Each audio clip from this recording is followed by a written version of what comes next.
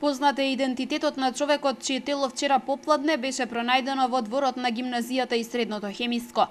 Полицијата констатирала дека станува збор за 90-годишниот Јован Ц. од Велес. Според официјалниот допис, во пределот на главата имало видливи повреди.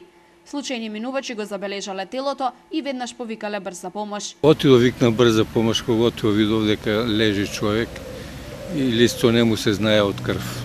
Не верувам да е паднат. Ево ти шеширот му е една страна, тој е на 50-60 метра далеко. У крв беше. Друго ништо не види. И тоа оддалеко се исплаши. Увид на местото каде беше пронајдено телото изврши јавен обвинител, Институтот за судска медицина и крим техника на секторот за внатрешни работи Велес. Причините за смртта се уште се непознати. Телото е предадено на обдукција, а извештаите кои се очекува да пристигнат треба да дадат одговор околу причината за смртта.